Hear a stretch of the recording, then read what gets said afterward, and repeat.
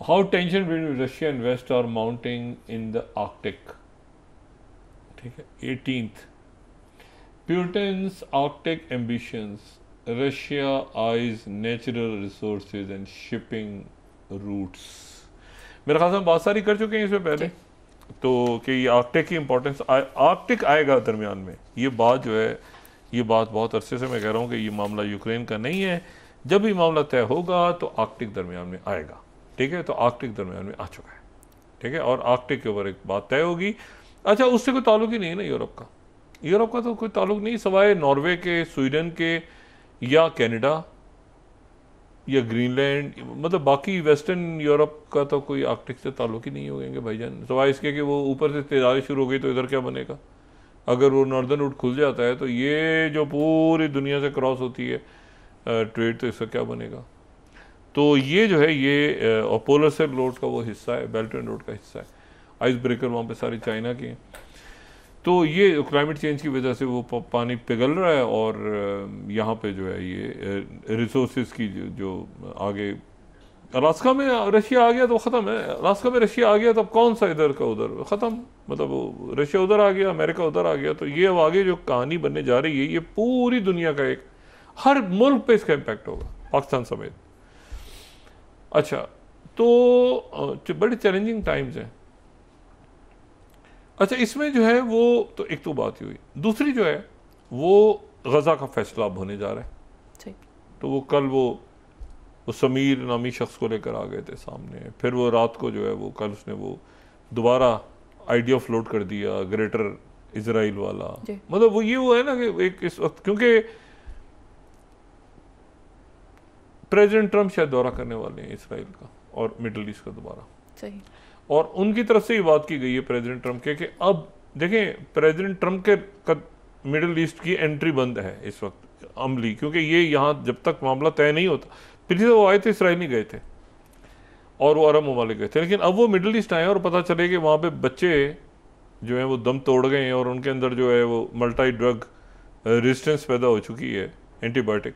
तो वो जो है वो आके मतलब ये, और ये गज़ा फाउंडेशन और फलाना और ढिमाकना और ये, और एक नेतन्याहू काबू नहीं आ रहा, और आपने पूरी दुनिया काबू कर लिया, अब नेतन्याहू काबू नहीं आ रहा आपके। तो नेतन्याहू को तो यानी वो जो उसको जो वो जो सिंधी में कहते हैं ना वो मोचड़े, उसको अगर 50 या 100 मोचड़े लगने थे तो 5000 लगेंगे, मुझे नहीं पता उसके साथ क्या होगा।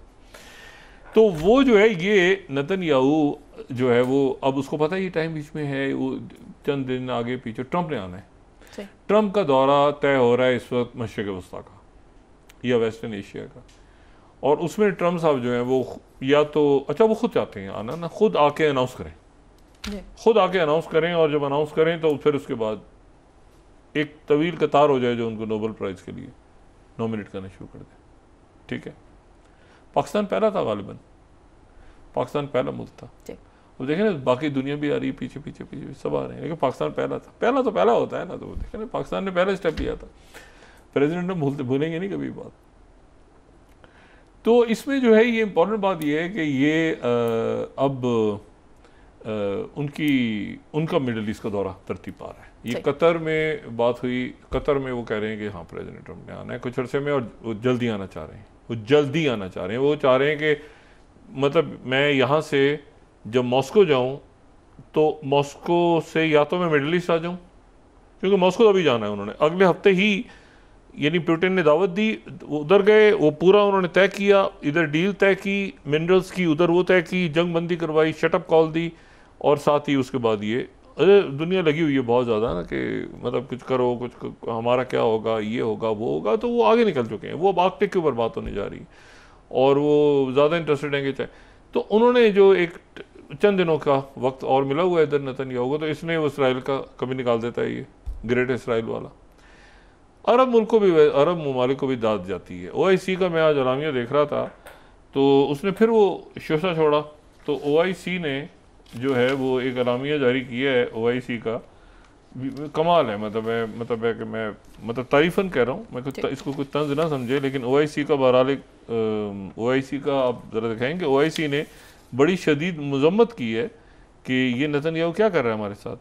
ठीक है, ये अगर 27 हम देखें तो OIC condemns Netanyahu so called greater Israel vision. अच्छा, उसने कहा तो ये OIC की तरफ से कंडेम हुआ है, ठीक है, मतलब उनकी तरफ से मजम्मत हुई है कि ये जो है ये ग्रेटर इसराइल क्या कर रहा है। इजिप्ट की तरफ से भी मजम्मत हुई है। 30th Arab global backlash follows Netanyahu Greater Israel remarks. वो जाहिर है इस वक्त वो नहीं चाह रहे कि मामला बिगड़े, मगर बहरहाल नेतन्याहू को छोड़ा हुआ है ना, चूंकि एक शख्स को पट्टे से अलग कर दिया है, शख्स तो नहीं, जो भी जानदार है उसको पट्टा उसको खोल दिया है, तो वो हर जगह वो कभी इधर दुरूज में घुस जाता है, कभी इधर घुस जाता है, उधर घुस जाता है। फौज के अंदर बगावत हुई है उसकी। तो अब जनाब वो उसने ग्रेटर इसराइल का फिर शोशा छोड़ा है। ग्रेटर इसराइल का हर को पता है, वो किंग डेविड के दौर का वो तस्वुर देख रहा है। और ये बात देखें, अगर ये नहीं बना, अब सबसे बड़ा मसला ये है कि अगर ग्रेटर इसराइल नहीं बना तो फिर तो हज़ारों साल के लिए यहाँ से गए, हज़ारों साल के लिए गए। बड़ी ये कितने हज़ार साल के बाद यहाँ वापसी हुई है, कितनी सदियों के बाद यहाँ वापसी हुई है इस लैंड में, इस सरजमीन पे। तो यहाँ पर अगर अब नहीं बना थर्ड टेम्पल तो नहीं, छोड़ दें आप, फिर उसके बाद वो पता नहीं, फिर वो नक्शे वक्शे आगे जाएंगे, क्या होगा क्या नहीं होगा। तो ये एक उनका, आप ये ना समझें कि कुछ छोटी सी मामूली सी बात है यूक्रेन की तरह, कि यूक्रेन कह रहा है कि जी ये हमारा इलाका है तो डॉन्स तक हमारा है, तो ये इसराइल का कुछ बिल्कुल ही किस्सा ही अलग है। और इसके पीछे पूरी एक हज़ारों साल की कहानी है कि ये कौन सा इलाका किसका है और कौन सा इलाका किसका है, और यहाँ पर वो किस तरह वापस आए, और थर्ड टेम्पल, और मतलब है कि बाइबल और ये सारा। तो अब वो दोबारा उसने वो निकाला है वहाँ पे। और वो E1 का जो इलाका है, जो E1 जो है ना, ये मगरबी किनारे का इलाका है, ये जो है ये E1, अगर हम कोई चार्ट दिखा सकें, E1 का इलाका है, यरूशलेम से थोड़ा सा ऊपर मगरबी किनारे का। ये सेटलमेंट वो कहता है कि यहाँ पर सेटलमेंट रुक चुकी है यहाँ पे, ये मगरबी किनारे का है। तो इस मोहतरिश ने दोबारा, जो इंतहा पसंद का वजीर, उसने कहा कि हम E1 में स्टार्ट कर देंगे सेटलमेंट। ये रुक चुके हैं, ये इनके अच्छे भी नहीं कर सकते, ये यहाँ रुकी, ये वह जगह है जो रुकी हुई है सेटलमेंट, यहाँ पे यहूदी आबादकारों को रोका हुआ है आलमी बरादरी ने। इसने फिर ऐलान किया 100-1000 घर बना दूंगा, ये करूंगा, फलां करूंगा, डिमाकना करूंगा।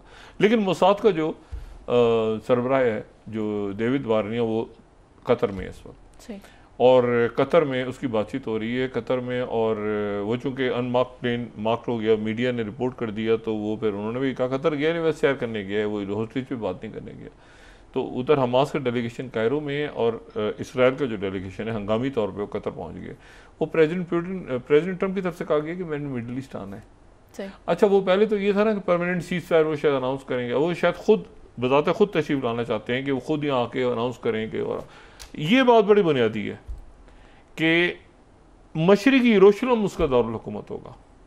मतलब ये बात बहुत इंपॉर्टेंट है कि फ़लस्तीनी रियासत का जो दारुल हुकूमत है वो गज़ा नहीं है जी, वो जो है ना वो मशरिकी यरूशलेम है, ठीक है ना। तो ये इधर गुंडागर्दी, मार, कत्ले आम, जो मतलब है कि लोग शहीद हो जाएं, इन्फेक्शन फैल गए, सब कुछ हो गया। लेकिन बहरहाल फ़लस्तीनी रियासत तो अनाउंस होगी ना, एक मगरबी, ये कब तक खैर मनाएगी बकरे की।